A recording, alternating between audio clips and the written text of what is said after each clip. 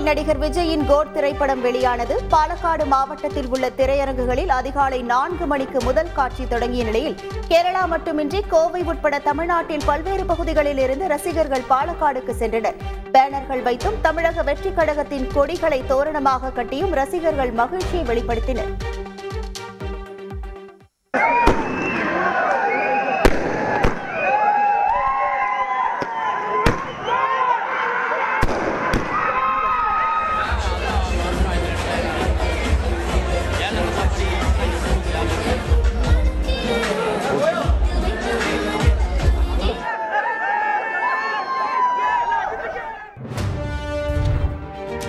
கேரள மாநிலம் திருவனந்தபுரத்தில் விஜயின் கோட் ரிலீஸை குழந்தைகள் முதல் பெரியவர்கள் வரை ஆட்டம் பாட்டத்துடன் கொண்டாடினர். திருவனந்தபுரம் மாவட்டத்தில் அதிகாலை 4 மணிக்கு முதல் காட்சி திரையிடப்பட்டது. இதற்காக தம்பானூர் உள்ள திரையரங்கில் அதிகாலையில் டிஜே நிகழ்ச்சி ஏற்பாடு செய்யப்பட்ட நிலையில் குழந்தைகள், இளசுகள் என ஏராளமானோர் நடனமாடி மகிழ்ச்சியை வெளிப்படுத்தினர். சென்னை குரோம்பேட்டை ராதாநகர் சுரங்கப்பாதை பணிகளை அமைச்சர் உதயநிதி ஸ்டாலின் நேரில் பார்வையிட்டு ஆய்வு செய்தார். சுரங்கப்பாதை பணிகளை விரைவாக முடித்து டிசம்பர் மாதத்திற்குள் பயன்பாட்டிற்கு கொண்டுவர நெடுஞ்சாலைத்துறை அதிகாரிகளுக்கு உத்தரவிட்டார்.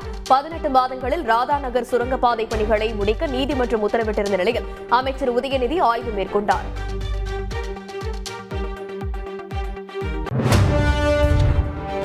செங்கல்பட்டு மாவட்டம் மறைமலை நகரில் வளர்ச்சி திட்டப் பணிகள் குறித்து அனைத்து துறை அலுவலர்களுடன் அமைச்சர் உதயநிதி ஸ்டாலின் தலைமையில் ஆய்வுக் கூட்டம் நடைபெற்றது. தமிழ்நாடு ஊரக வளர்ச்சி மற்றும் ஊராட்சி நிறுவனங்கள் அலுவலகத்தில் நடைபெற்ற இந்த கூட்டத்தில் அமைச்சர் தாமோ அன்பரசன், மாவட்ட ஆட்சியர் மற்றும் துறை சார்ந்த அதிகாரிகள் உள்ளிட்டோரும் கலந்து கொண்டனர்.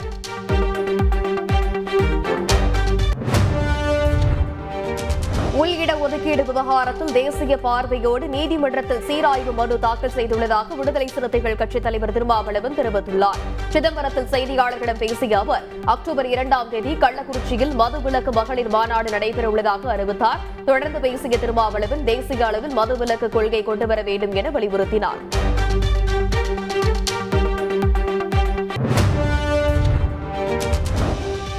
இருப்பதால் ரகசிய கூட்டம் எதுவும் நடத்திவிட முடியாது என்று நாகையில் நடைபெற்ற திமுக பொது உறுப்பினர்கள் கூட்டத்தில் அமைச்சர் ரகுபதி கூறினார்.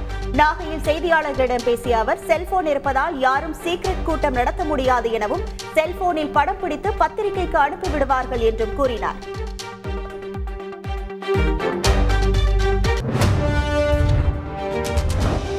தமிழகத்தில் போதைப் பொருட்கள் புழக்கத்தை கட்டுப்படுத்த காவல்துறையை சுதந்திரமாக செயல்பட அனுமதிக்க வேண்டும் என அதிமுக பொதுச் செயலாளர் எடப்பாடி பழனிசாமி வலியுறுத்தியுள்ளார். இது தொடர்பாக எக்ஸ் தளத்தில் பதிவிட்டுள்ள அவர், திமுக அரசு உரிய நடவடிக்கை எடுக்காததால் மாணவர்கள், இளைஞர்கள் போதைக்கு அடிமையாகியுள்ளதாக குறிப்பிட்டுள்ளார்.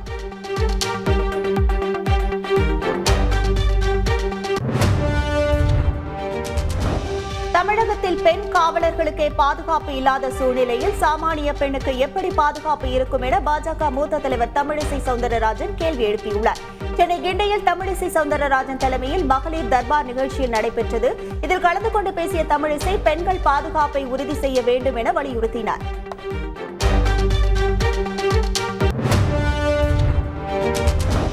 ஹேமா கமிட்டியின் முழுமையாக அறிக்கையை கேரள அரசு வரும் 9ஆம் தேதி அம்மாநில உயர்நீதிமன்றத்தில் சமர்ப்பிக்க உள்ளது.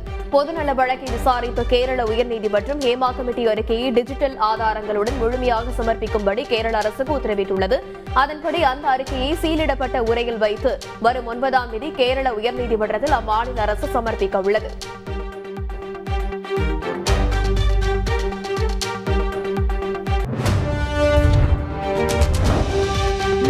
சினிமா உலகம் கொஞ்சம் சோகமான காலகட்டத்தை கடந்து வருவதாக நடிகை மஞ்சு வாரியர் தெரிவித்துள்ளார்.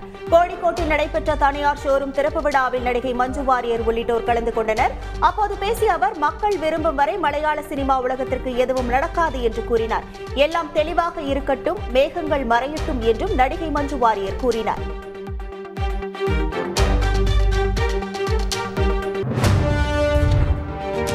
எல்லா துறைகளிலும் பெண்களுக்கு எதிரான பாலியல் துன்புறுத்தல்கள் இருப்பதாக நடிகை குஷ்பு கூறியுள்ளார். சென்னையில் பேசிய அவர், எனக்கு எந்த சம்பவமும் நடந்தது இல்லை என்றும், ஏன் சினிமாவை மட்டும் கேள்வி எழுப்புகிறீர்கள் எனவும் கேட்டார். பாலியல் புகார் தொடர்பாக நடிகர் சங்கத்திடம் இதுவரை யாரும் புகார் தெரிவிக்கவில்லை என குஷ்பு கூறினார்.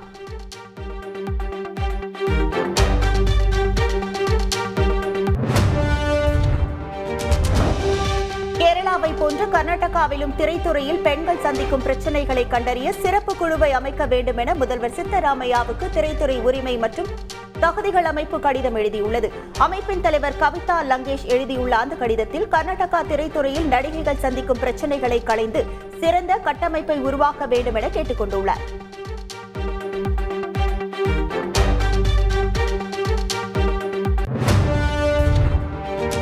திருச்சி காவல்துறை கண்காணிப்பாளர் வருண்குமார் புகாரின் பேரில் பதிவு செய்யப்பட்ட வழக்கில் தனக்கு முன்ஜாமீன் கோரி சாட்டை துரைமுருகன் தாக்கல் செய்த மனு தீர்ப்புக்காக இன்று விசாரணைக்கு வரவுள்ளது. ஜாமீன் வழங்கக்கூடாது என அரசு தரப்பில் கடும் எதிர்ப்பு தெரிவிக்கப்பட்ட நிலையில் சாட்டை துரைமுருகன் தரப்பில் காவல்துறை கண்காணிப்பாளர் வருண்குமார் பற்றி தாம் சமூக வலைதளங்களில் தவறாக பதிவிடவில்லை என கூறப்பட்டுள்ளது குறிப்பிடத்தக்கது.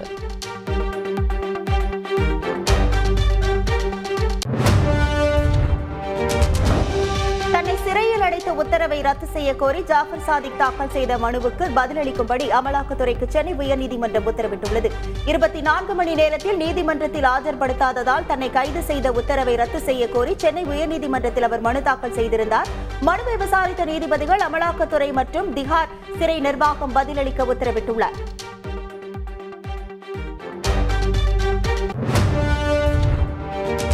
விநாயகர் சதுர்த்தி விழாவை ஒட்டி மாணவர்களுக்கு பெரம்பலூர் மாவட்ட முதன்மை கல்வி அலுவலர் போட்ட உத்தரவு பெரும் சர்ச்சையை ஏற்படுத்தியுள்ளது. விநாயகர் சதுர்த்தி விழாவையும் பள்ளிகளில் கொண்டாட வேண்டுமா என தமிழக ஆசிரியர் கூட்டணி தலைவர் அண்ணாமலை வலியுறுத்தியுள்ளார். மேலும் இது தொடர்பாக பள்ளிக் கல்வித்துறை அமைச்சருக்கு அவர் அனுப்பியுள்ள கடிதத்தில் அரசியல் கட்சிகளின் போராட்டம் வெடிக்கும் முன்பு அவரை பொறுப்பில் இருந்து விடுவிக்க வேண்டும் என கேட்டுக் கொண்டுள்ளார்.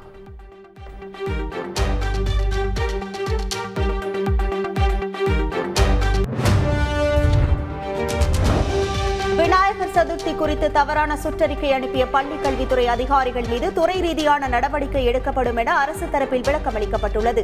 இவை அரசின் ஆணைக்கு முரணானது என்பதால் அவை முற்றிலும் ரத்து செய்யப்படுவதாக குறிப்பிடப்பட்டுள்ளது. மேலும் தவறான சுற்றறிக்கை அனுப்பிய அலுவலர்கள் மீது துறை ரீதியான நடவடிக்கை எடுக்கப்படுவதாக அரசு தரப்பில் தெரிவிக்கப்பட்டுள்ளது.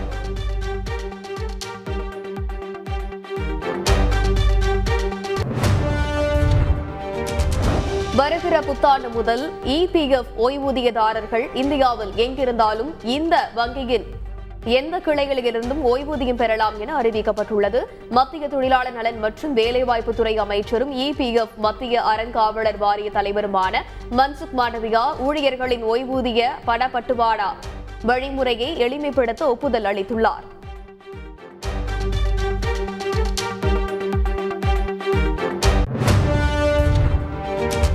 மத்திய கல்வி அமைச்சகம் சார்பில் தேசிய ஆசிரியர் விருதுக்கு 50 ஆசிரியர்கள் தேர்வு செய்யப்பட்டுள்ளனர். மேலும் உயர்கல்வி மற்றும் திறன் மேம்பாடு மற்றும் தொழில் முனைவோர் அமைச்சகத்தை சேர்ந்த 32 ஆசிரியர்களுக்கும் விருதுகள் அறிவிக்கப்பட்டுள்ளது.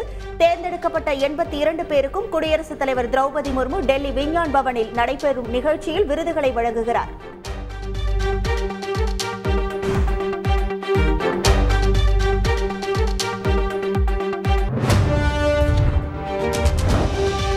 நாடு முழுவதும் உள்ள ஆசிரியர்களுக்கு குடியரசுத் தலைவர் திரௌபதி முர்மு ஆசிரியர் தின வாழ்த்து கூறியுள்ளார். சமூகத்தின் மீதான பொறுப்புணர்வு, சிந்தனை திறன் உள்ளிட்டவற்றை மாணவர்களுக்கு போதிப்பது ஆசிரியர்களின் கடமை என அவர் தனது வாழ்த்து செய்தியில் குறிப்பிட்டுள்ளார். மேலும் தேசிய கல்விக் கொள்கையில் குறிப்பிட்டுள்ளபடி தொழில்நுட்பத்தை பயன்படுத்தி மாணவர்களுக்கு நவீன வழியில் கல்வி வழங்க முடியும் என்றும் அவர் கூறியுள்ளார்.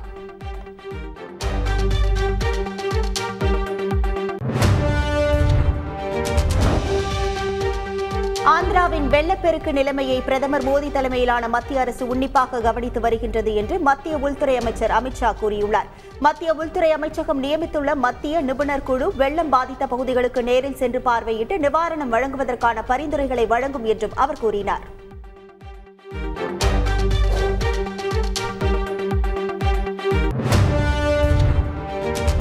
திரிபுராவில் அமைதியை ஏற்படுத்த திரிபுரா புலிகள் படையுடன் மத்திய மாநில அரசுகள் புரிந்துணர்வு ஒப்பந்தம் கையெழுத்திட்டுள்ளன. மத்திய உள்துறை அமைச்சர் அமித்ஷா முன்னிலையில் திரிபுரா முதல்வர் மாணிக் சாஹா, திரிபுரா புலிகள் படை பிரதிநிதிகள் கலந்து கொண்டு கையெழுத்திட்டுள்ளனர். வடகிழக்கு இந்தியாவில் அமைதியை நிலைநாட்ட 12 முக்கிய ஒப்பந்தங்கள் போடப்பட்டுள்ளது குறிப்பிடத்தக்கது.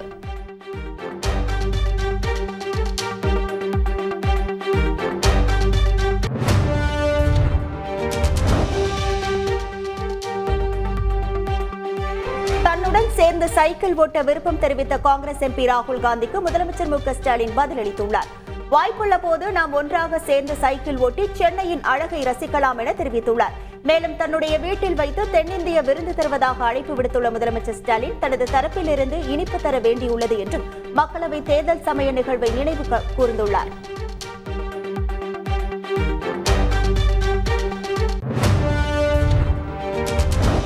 சிங்கப்பூருடனான நட்பை இந்தியா நேசிக்கிறது என பிரதமர் மோடி தெரிவித்துள்ளார்.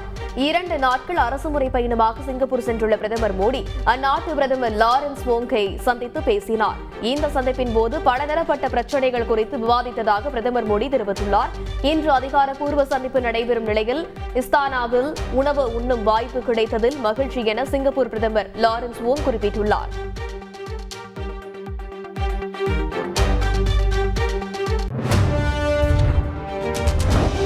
அமெரிக்காவின் ஜார்ஜியாவில் பள்ளியில் நடந்த துப்பாக்கி சூட்டில் 4 பேர் உயிரிழந்த நிலையில் அதற்கு வெள்ளை மாளிகை கடும் வருத்தத்தை பதிவு செய்துள்ளது.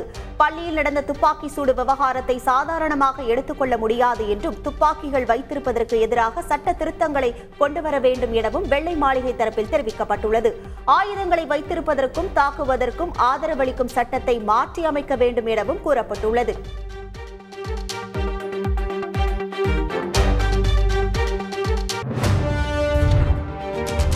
அமெரிக்காவில் பரவி வரும் துப்பாக்கி வன்முறை என்ற தொற்று நோயை தடுத்து நிறுத்த வேண்டும் என அதிபர் வேட்பாளர் கமலா ஹாரிஸ் தெரிவித்துள்ளார்.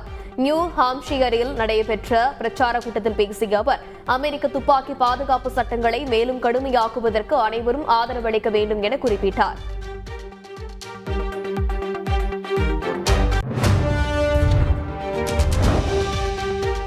இலங்கையின் 9வது ஜனாதிபதியாக வருபவருக்கு தமிழ் பொது வேட்பாளர் என்கிற விஷயம் ஒரு பாடமாக அமைய வேண்டும் என்று தமிழ் பொது வேட்பாளர் அரியநேந்திரன் தெரிவித்துள்ளார். மன்னாரில் செய்தியாளர்களிடம் பேசிய அவர் சிதறி கிடக்கும் தமிழ் தேசிய கட்சிகளை ஒன்றிணைத்து ஒரு குடையில் கொண்டு வரும் நோக்குடன் பொது வேட்பாளராக போட்டியிடுவதாக கூறினார். சங்க சின்னத்தில் போட்டியிடுவதாக தெரிவித்த அரியநேந்திரன் தமிழ் மக்கள் வடக்கு கிழக்கி தலை நிமிர்ந்து நிற்க வேண்டும் என தெரிவித்தார்.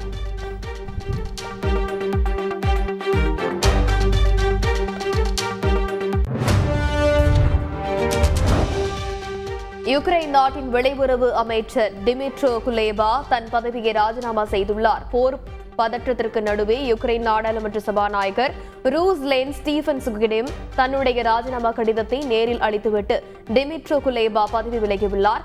இதுவரை அதிபர் ஜெலன்ஸ்கி தலைமையிலான அமைச்சரவையில் அங்கம் வகித்த 4 முக்கிய அமைச்சர்கள் ராஜினாமா செய்துள்ளது குறிப்பிடத்தக்கது. பாராலிம்பிக் பதக்கத்துடன் தாயகம் திரும்பிய தமிழ்நாட்டைச் சேர்ந்த வீராங்கனைகளுக்கு சென்னையில் உற்சாக வரவேற்பு அளிக்கப்பட்டது. பேட்மிண்டனில் இந்தியாவிற்காக தமிழ்நாட்டைச் சேர்ந்த துளசிமதி வெள்ளிப் பதக்கமும் நித்யஸ்ரீ மனிஷா வெண்கலமும் வென்று அசத்தினர். இவர்கள் மூவரும் சென்னை திரும்பிய நிலையில் தமிழ்நாடு விளையாட்டு மேம்பாட்டு ஆணையம் சார்பில் மேளதாளங்கள் முழங்க உற்சாக வரவேற்பு அளிக்கப்பட்டது.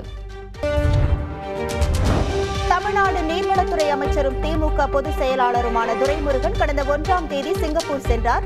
மருத்துவ பரிசோதனைக்காக அவர் சிங்கப்பூர் சென்றதாக கூறப்படும் நிலையில் அந்நாட்டு உள்துறை மற்றும் சட்ட அமைச்சர் சண்முகத்தை சந்தித்து பேசினார். 4 நாள் சிங்கப்பூர் பயணத்தை முடித்துக் கொண்டு அமைச்சர் துரைமுருகன் சென்னை திரும்பினார்.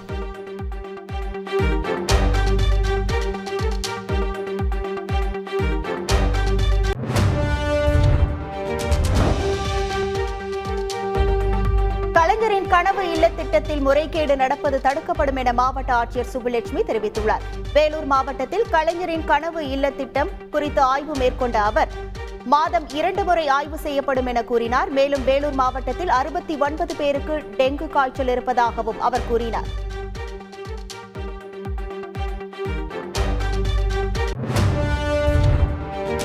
திருப்பூர் மாவட்டம் வேலம்பட்டியில் குட்டையை ஆக்கிரமித்து கட்டப்பட்டுள்ள சுங்கச்சாவடி அலுவலகத்தை இடிக்கும் வரை உண்ணாவிரத போராட்டம் நடைபெறும் என்று விவசாயிகள் அறிவித்துள்ளனர். நீதிமன்றம் இடிக்க உத்தரவிட்டும் கூட பணிகளை தடுத்து நிறுத்தியதாக பொங்கலூர் வட்டார வளர்ச்சி அலுவலரை விவசாயிகள் முற்றுகையிட்டு வாக்குவாதம் செய்தனர்.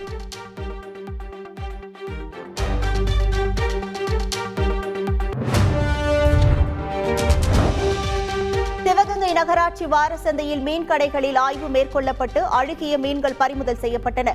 உணவு பாதுகாப்புத்துறை அலுவலர் சரவணன் மற்றும் மீன்வளத்துறை துணை இயக்குநர் ஞானம் தலைமையிலான அதிகாரிகள் மீன் கடைகளில் ஆய்வு மேற்கொண்டு அழுகிய நிலையில் இருந்த 8 கிலோ மீன்களை பறிமுதல் செய்து அழித்தனர்.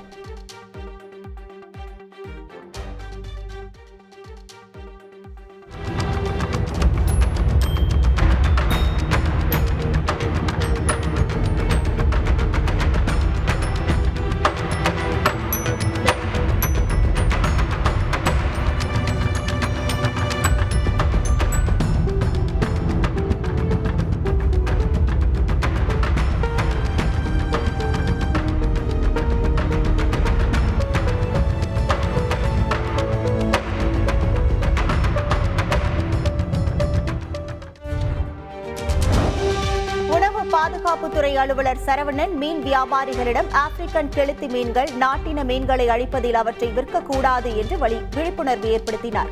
பார்மலின் ரசாயனத்தை மீன்களுக்கு பதப்படுத்த பயன்படுத்தக்கூடாது என்றும் எச்சரித்தார். பார்மலின் கலந்த மீன்களை உண்டால் புற்றுநோய் உள்ளிட்ட பல்வேறு நோய்கள் ஏற்பட வாய்ப்புள்ளது என்றும் அவர் கண்டித்தார்.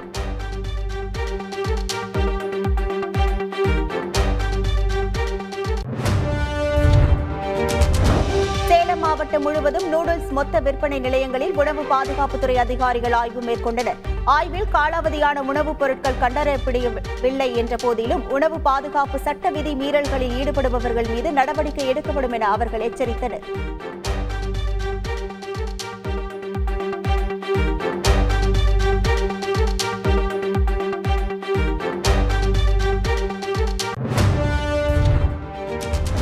திருப்பத்தூர் மாவட்டம் வாணியம்பாடி அருகே சூதாட்டத்தில் ஈடுபட்ட பெரிய குறும்பத்தெரு ஊராட்சி மன்ற தலைவர் உட்பட 10 பேர் மீது வழக்கு பதிந்து போலீசார் கைது செய்தனர். வெப்பளம்பட்டி கிராமத்தில் அதிரடியாக சோதனை செய்த போலீசார் ஊராட்சி மன்ற தலைவர் வெங்கடேசன் 10 பேரை சுற்றி வளைத்து கைது செய்தனர்.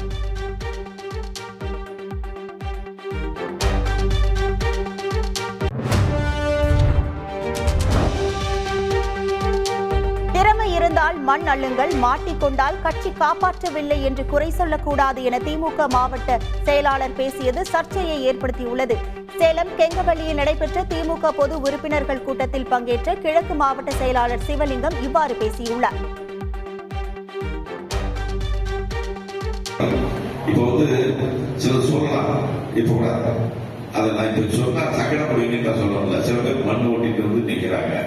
அவங்க வீட்டுக்கு ஒரு இன்னைக்கு கூட சில பேர் செய்யறாங்க. அது அவங்க திறமை, அது போய் மாட்டிக்கிட்டு அதை நான் என்ன பண்ண முடியும்? மாவட்டம் தான் முடியும்.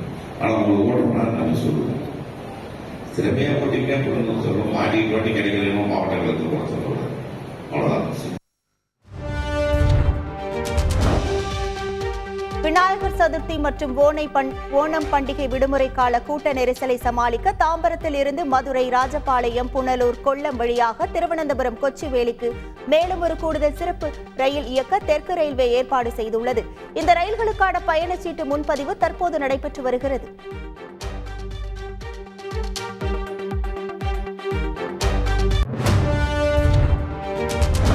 தஞ்சாவூர் திருபுவனம் இந்திரா நகரில் உள்ள சித்தர்களின் தலைவி ஆதிசக்தி ஞானபீடம் மற்றும் 14 சித்தர்கள், விநாயகர், முருகர் உட்பட திருமேனிகளின் மகா கும்பாபிஷேக விழா நடைபெறவுள்ளது.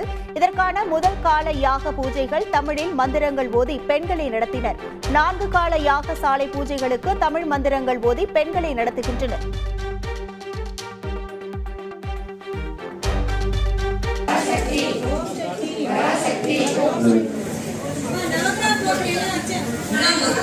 கடைகளை தவிர்ப்பாய் கடலை தானியமே அன்ன பாவனே சரா ஈஸ்வரா ராகுவே ராகுநாதா சாரதா பீடம் சாரதா தேவி பொருவம் ஓம் நமஸ்தே. கடைகளை தவிர்ப்பாய் கடலை தானியமே அன்ன பாவனே சரா ஈஸ்வரா ராகுவே ராகுநாதா சாரதா பீடம் சாரதா தேவி. பிக் பாஸ் புதிய சீசனை நடிகர் விஜய் சேதுபதி தொகுத்து வழங்குகிறார். என்ற புதிய படப்பிடிப்பு காரணமாக பிக் பாஸ் 8வது சீசனில் தன்னால் கலந்து கொள்ள முடியாது என நடிகர் கமல்ஹாசன் தெரிவித்திருந்தார். இதையடுத்து அந்த இடத்துக்கு பல முன்னணி நடிகர்களின் பெயர்கள் அடிபட்டு வந்த நிலையில் தற்போது நடிகர் விஜய் சேதுபதி 8வது சீசனை தொகுத்து வழங்குவார் என்று அறிவிப்பு வெளியாகியுள்ளது.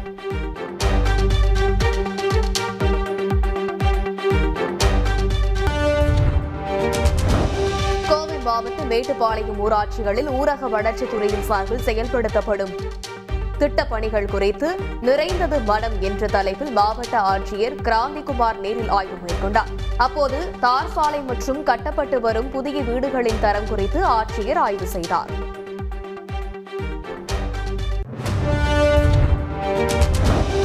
நாமக்கல் மாவட்டம் பள்ளிப்பாளையத்தில் தூய்மை இந்தியா திட்டத்தின் கீழ் கழிவுநீர் சுத்திகரிப்பு நிலையம் கட்டும் பணிக்கான பூமி பூஜை நடைபெற்றது. அப்போது நிகழ்ச்சியில் பிளக்ஸ் பேனரில் பிரதமர் மோடி படம் இடம்பெறாததால் திமுக மாவட்ட செயலாளர் மற்றும் MP இடம் பாஜகவினர் வாக்குவாதத்தில் ஈடுபட்டனர்.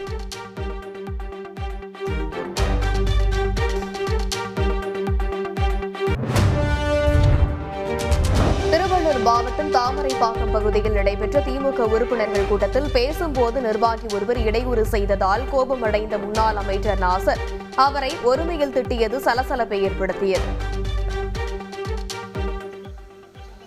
ஆனா எங்களுக்கு ஒரு சின்ன ரிக்வெஸ்ட் என்னன்னா, எங்களுக்கு இந்த வாட்டி கொடுங்க, எங்களுக்கு கொடுங்க, எங்களுக்கு வந்து சீட்டை எம்பி சீட் எங்களுக்கு கொடுங்க. ஏன்னா அப்போ ஒன்று சொல்ல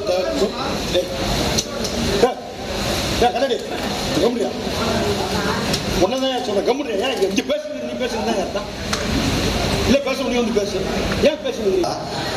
குச்சி சத்தம் வந்துட்டு அப்போ என்ன காரணத்துக்கு நீங்க கூட்டம் போட்டும் போது கூட்டத்தை பேசுறதுக்கேன்னு அர்த்தம் எல்லாம் போடுது. தயவு செய்து பொறுப்புள்ள திராவிட முன்னேற்ற கழகத்தில் பொறுப்புள்ள நம்முடைய தோழர்கள் தயவு செய்து. சென்னையில் போலி ஆவணங்கள் மூலம் வீட்டை லீஸுக்கு விட்ட 2 பேர் 28 லட்சம் ரூபாய் ஏமாற்றியதாக புகார் அளிக்கப்பட்டுள்ளது. வீட்டை லீஸுக்கு விட்ட யாபேஷ் தலைமறைவான நிலையில் முருகதாஸ் என்பவர் வீட்டின் உரிமையாளர் என கூறி வாடகை தருமாறு மிரட்டுவதாக காவல் ஆணையரகத்தில் பாதிக்கப்பட்டவர்கள் புகார் அளித்துள்ளனர். விசாரணையில் வீட்டின் உரிமையாளர் இறந்துவிட்டதால் மோசடியில் ஈடுபட்டு பலரை ஏமாற்றியதும் தெரியவந்துள்ளது.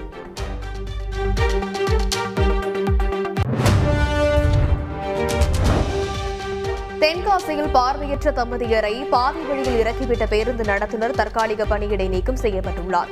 இதுபோன்ற சம்பவங்கள் எதிர்காலத்தில் நடைபெறாமல் இருக்க அனைத்து ஓட்டுநர் மற்றும் நடத்துனர்களுக்கு உரிய வழிகாட்டுதலை வழங்குமாறு அனைத்து கிளை மேலாளர்களுக்கும் சுற்றறிக்கை அனுப்பப்பட்டுள்ளதாகவும் தெரிவிக்கப்பட்டுள்ளது.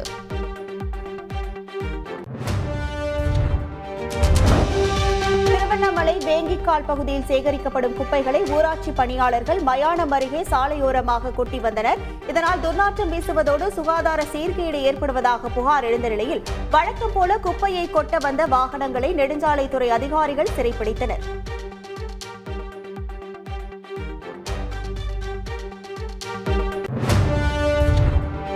வேலூர் மாநகராட்சிக்குட்பட்ட சார்பனாமேடு லெடர்பேட் பகுதியில் சாலையோரம் இருந்த காய்கறி கடைகளை மாநகராட்சி அதிகாரிகள் அகற்றியதற்கு எதிர்ப்பு தெரிவித்து வியாபாரிகள் சாலை மறியலில் ஈடுபட்டனர். அவர்கள் போலீசாருடன் வாக்குவாதத்தில் ஈடுபட்டதால் பரபரப்பு ஏற்பட்டது. பின்னர் பேச்சுவார்த்தையில் உடன்பாடு ஏற்பட்டதை அடுத்து காய்கறி வியாபாரிகள் கலைந்து சென்றனர்.